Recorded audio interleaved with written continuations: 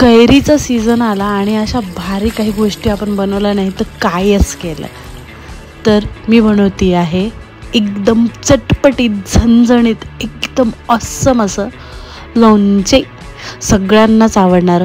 मला तर ना लोणचं असं म्हटलं जरी ना तोंडाला पाणी सुटतं आणि खूप काही प्रयत्न करत असते मी लोणचे बनवण्यासाठी. तर मी आणले होते हे तोतापुरी आंबे. आमच्याकडे कलमी आंबे म्हणतात त्याला. फिके असतात, थोडे जास्त आंबट नसतात. तर मला तसं लोणचं आवडतं जरा असं खायला. आणि कच्च्या कैरीचं पण जे आंबटवाली लोणच्याची कैरी असते ना त्याचं तर खूपच आवडतं. बघा आता मी बोलतीये ना स्टील तोंडाला पाणी सुटतंय. तर मस्त अशा कापून घेतल्या आणि सुकवत ठेवल्या. मग कैऱ्या अशा कापून घेतल्या ना तर त्यावर असं सुकत ठेवलं ना जर असं म्हणजे काय म्हणतात कोरड्या होत्या आणि छान वाटतं. आणि असा हात घालून मी तर लहान असताना माझी मम्मी अशी करायची आणि आपण 4-5 असं खाण्यामध्येच आमच्या अर्ध्या तर कैऱ्या खतमच होऊन जायच्या. तुमच्याकडे पण असंच होतं का जरा सांगा बरं. वो आता हे ना मी तुम्हाला फक्त व्हिडिओसाठी करते बरं का. मी एवढं काही पसवट करत नसते, एवढं हात तर घालतच नसते. तर हे घेतलं, थोडंसं सुकवलं. सुकून झाल्यानंतर त्यामध्ये मस्त हळद टाकली. 1-1.5 चम्मच छान हळद टाकायची. हळदीने एक फ्लेवर येतो त्याला.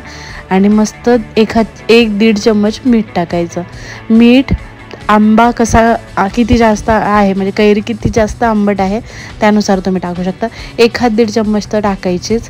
आणि मग नंतर परत थोडा वेळ ठेवून द्यायचं. आणि हे बाजूला ठेवून असताना आपण तयारीला घ्यायचं करण्यासाठी की आपण काय काय मसाले बनवणार आहोत. तर मी असं शॉर्ट अँड सिम्पल करत असते बरं का. हे टेम्पररी लोणचं आहे, मी काही स्टोरेजसाठी करत नाही आहे. मग माझं टेम्पररी म्हणजे कसं 2 ते 3 दिवसामध्ये खतम होणारं लोणचं आहे. तर मग 2 ते 3 दिवसापुरतं कशाला जास्त मसाला टाकायचं, खायचं असंच.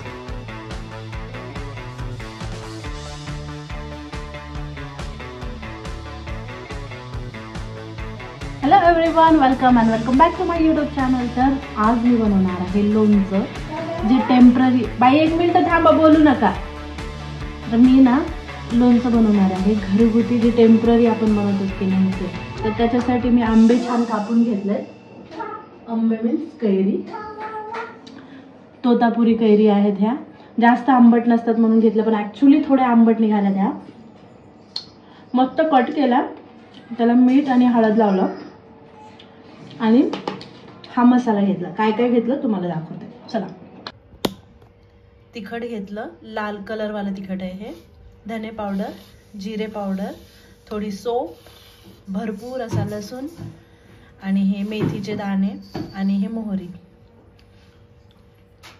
थोडी बारीक करून घ्यायची आणि ह्याच्यामध्ये टाकायची. चला तर मग गरम करायला ठेवायचं. तेल गरम होतं तोपर्यंत मोहरी आणि सौंफ अशी बारीक करून घ्यायची. सौंफ नाही टाकलं तरी चालतं, ऑप्शनल आहे. मोहरी टाकायची. मोहरीने ना एक वेगळा फ्लेवर येतो. काहीतरी जण ना ती मोहरीची डाळ म्हणतात ते टाकतात, मला ते आवडत नाही तेवढी.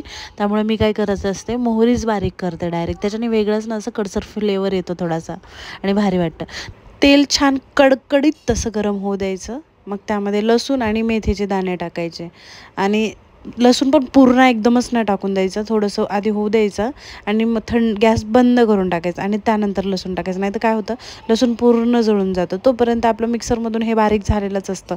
मग हा सगळा मसाला त्या तेलामध्ये टाकायचा. जसं की तिखट आहे, मीठ आहे, ते धनेची पूड, जिऱ्याची पूड आणि बाकीची सौंफ आणि ह्याची सगळी पूड. आणि लसूण जर समजा तुमचा तळलेला नसेल, म्हणजे प्रॉपर असा क्रिस्पी झाला नसेल, थोडंसं गॅस पेटवून आणखी परत तळून घ्यायचा. आणि मग त्याच्यामध्ये मसाले टाकायचे. मसाले सगळे टाकल्यानंतर, म्हणजे मसाले गरम तेलामध्ये नाही टाकायचे, मसाले थंड तेलामध्ये टाकायचे. आता हे सगळं मी कढईतच टाकलं आणि ते शक्यतो काय करतात की दुसऱ्या ह्याच्यात ते टाकतात, पण मी डायरेक्ट कढईमध्येच की नाही सगळं टाकलं आणि त्यामध्येच आंब्याच्या कैरीच्या फोडीसुद्धा टाकल्या. तर हे सुद्धा फ्लेवरसाठी टाकलं.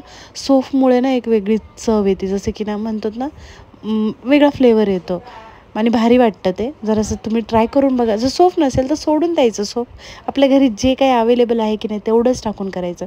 हे तेलचं तडका देणं हे ऑप्शनल आहे. जर तुम्हाला हे सुद्धा नसेल करायचं ना, नुसतं तेल, मीठ, चटणी टाकायचं आणि त्याचंसुद्धा भारी लोणचं लागतं. मला खूप आवडतं. अशा सगळ्या वेगळ्या प्रकारचे करू शकता.